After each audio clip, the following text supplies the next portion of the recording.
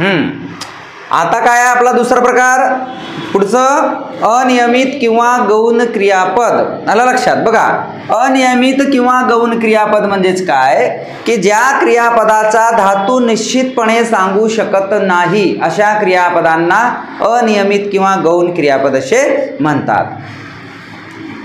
ज्या क्रियापदाचा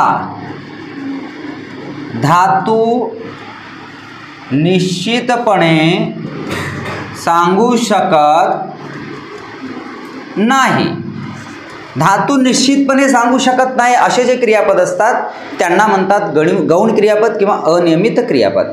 जसा हा जो आहे पाहतो, तर याचा पाह हा धातू जो आहे पाह धातू आपण निश्चित सांगू शकतो की नाही? शकतो की नाही? पाहतोचा पाह धातू सांगू शकतो, खेळतोचा खेळ धातू सांगू शकतो, मरतोचा मर धातू सांगू शकतो, झोपतोचा झोप धातू सांगू शकतो. बरोबर आहे? हे यांचा आपण धातू सांगू शकतो. बरोबर आहे? पण असे काही क्रियापद आहेत की ज्यांचे आपण धातू सांगू शकत नाही. फॉर एक्झाम्पल आहेत,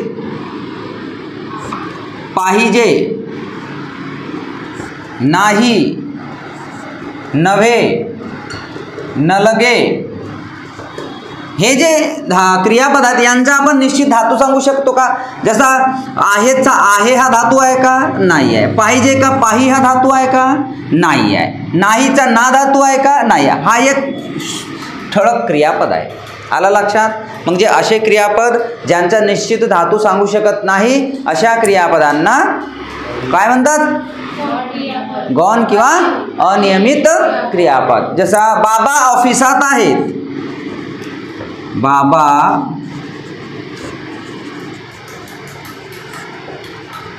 ऑफिसात आहेत, आहे की नाही? आहेत. आलं लक्षात?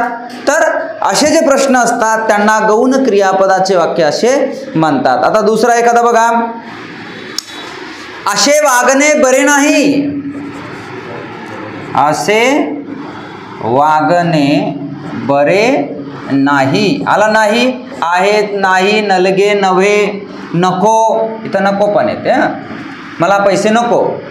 लक्षात? हे जे क्रियापद आहेत त्यांना काय म्हणतात? अनियमित किंवा गौण क्रियापद. लक्षात ठेवायचं. कळला? गौण क्रियापद म्हणजे काय? ज्याचा निश्चित धातू सांगू शकत नाही, त्याचं निश्चित धातू सांगू शकत नाही अशा क्रियापदांना गौण क्रियापद असे म्हणतात. समजलं?